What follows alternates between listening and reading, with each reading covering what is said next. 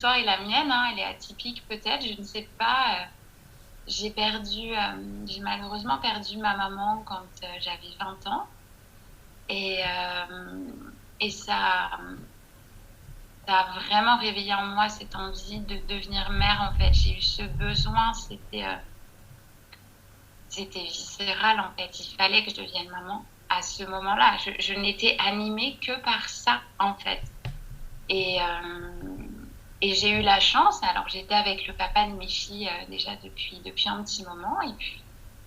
Et quelques mois après le décès de ma mère, en effet, je suis tombée enceinte et ma fille est née voilà, 1 an et demi, un petit peu, je crois. Ouais, un peu plus d'un an après le décès de ma mère, c'est ça, un peu plus d'un an Un an après et le décès demi, de ouais. ma mère. Ouais, ouais. Et comment c'était alors on va balayer ton histoire avec les Ouais. trois. Comment c'était déjà tes accouchements? Qu'est-ce que tu as vécu est-ce que t'es tombée enceinte et tu t'es dit c'est bon, je suis maman? Ou à quel moment ça a fait le. T'as pris une place en plus dans ton cerveau de dire bah j'ai accouché donc je suis maman? Avant, après, Ouais, c'était pendant? avant. Non, non, non, ça a toujours fait partie. Je ne me suis, je Ouais. t'assure, vraiment, véritablement jamais posé la question. Il y a eu, euh, il y a eu Avant ces d'être doutes. enceinte, pour toi. Ah oui, ah oui, oui, oui, oui. Ah oui, oui, enfin, c'était pas possible de vivre cette vie-là sans être maman. Donc, c'était en moi, en fait, vraiment. Mm. Et il y a eu ces doutes, hein, enceinte de ma première fille. Est-ce que je vais être une bonne maman? Est-ce que je vais savoir bien faire, etc. Voilà, je pense qu'on est très nombreuses à s'être posé cette question-là, ou ces questions-là en tout cas. Non, non, quand elle est arrivée, ça a été une évidence. Alors, elle est née, pour le coup, très tôt. Ma fille aînée est une grande prématurée, elle est née à 6 mois et demi. Euh, la veille de mon anniversaire, Oh. peut-être pour me faire ce cadeau d'être ensemble le jour suivant. En tout cas, voilà, elle est née très tôt, ça c'est son histoire. Elle est restée 6 semaines à l'hôpital. Elle s'est battue, voilà, pour apprendre à respirer toute seule, et puis après à manger toute seule, et puis voilà, à devenir autonome et pouvoir rentrer après à la maison avec moi et avec nous.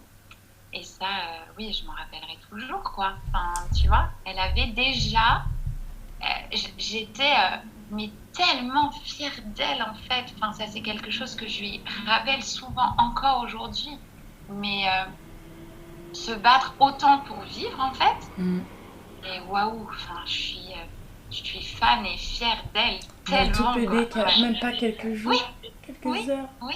Il a. Si petit, tu sais, quand ils arrivent, c'est terrible, hein, les Mm. grands prépas.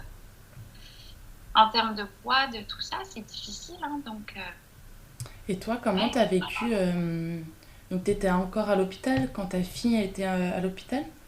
Alors, je suis Ou tu restée à restes. l'hôpital pendant 10 jours Ouais, seulement. ok. Donc, ça a été difficile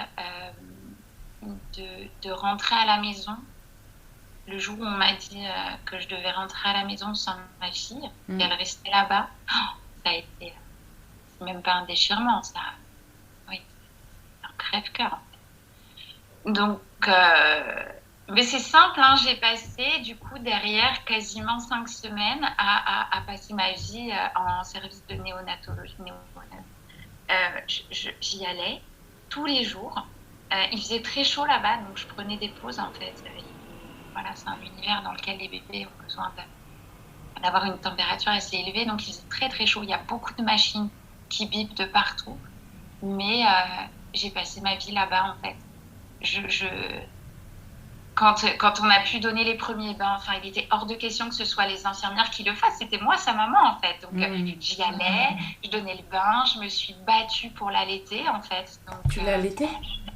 j'ai réussi à l'allaiter. Il était, alors, tout comme c'était évident de devenir maman, c'était pour moi de la même manière. Je m'étais jamais posé la question de si je voulais allaiter ou pas. C'était oui. Enfin, voilà. Et donc, quand elle est née si tôt, je me suis dit, mais je vais pas pouvoir, en fait. Ça a été terrible pour moi. Et si, j'ai eu la chance là-bas aussi de rencontrer des gens fabuleux dans cet univers médical. Et on m'a dit, mais si, madame, si vous tirez votre lait toutes les 3 heures, comme si votre bébé buvait, Mm. vous allez voir, vous pourrez ensuite à terme l'allaiter. On va lui donner votre lait. Donc ma fille a été nourrie avec mon lait via les sondes. Et petit à petit, elle a réussi à prendre le sein, en fait. Ah ouais, elle était Et on est mince. rentré à la maison, voilà, comme ça. Ouais. Ça aussi, ça a été une bataille, mais tu vois, une bataille réussie. C'est très drôle de l'évoquer à nouveau aujourd'hui avec toi. Je l'avais un peu éloigné de moi, mais ça a été une bataille, ouais, un vrai objectif, tu vois, que je me fixais, en fait, de réussir ça et de me dire que grâce à ça, elle allait grandir en étant plus forte. Enfin, on le dit, hein, le lait maternel a des vertus.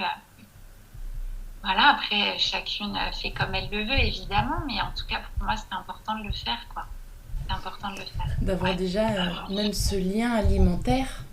Oui, Même si maman n'est pas là, je la sens, je la bois, voilà. Et c'est hyper puissant ce que tu es en train de dire parce que il y a quand même une connexion déjà on dit que pour la sécurité d'un enfant, il devrait être 1 an qu'avec ses parents, enfin, je dis bien ses parents, pour avoir un attachement sécure. Là, comment faire avec des enfants préma auxquels réellement il est tout seul finalement dans ces énormes, même si c'est des petits caissons, mais il y a plein de monde, il y a plein de bruit comme tu dis. Comment on peut allier les deux et quel effet ça fait aussi sur le cerveau de l'enfant. Moi, je trouve ça génial, tu vois, d'avoir trouvé cette astuce. Je suis même pas sûre que tu en avais conscience quand tu as fait ça, de dire, ouais, il y a toujours un lien, maman, elle est toujours là. Et waouh, je trouve ça trop beau, moi, j'adore. il était impensable que ce soit pas moi. C'est-à-dire que ce qu'il faut savoir, c'est que les grands prématurés, d'ailleurs, sont tous nourris avec du lait maternel. Ouais. Que les mamans On peut donner son lait. Tout à fait. Chez Lactanonium. Comme j'ai été très, comment dirais-je, très sérieuse en fait par rapport à ça. Moi, toutes les nuits, je mettais mon réveil, en fait, toutes les 3 heures, ça sonnait et j'allais tirer mon lait. Ouais. Je dormais chez moi, mais c'était hyper important pour moi de le faire. Et j'ai eu la chance d'avoir beaucoup de lait. Et donc, quand ma fille est rentrée de l'hôpital, je suis allée J'ai perdu le nom de ce service, là où ils stockent le lait, je ne me souviens plus. Et j'ai dit à la femme qui était présente ce jour-là, je ne vais pas récupérer mes biberons, je vous les laisse en fait, gardez-les pour les petits-enfants qui vont arriver et qui auront besoin.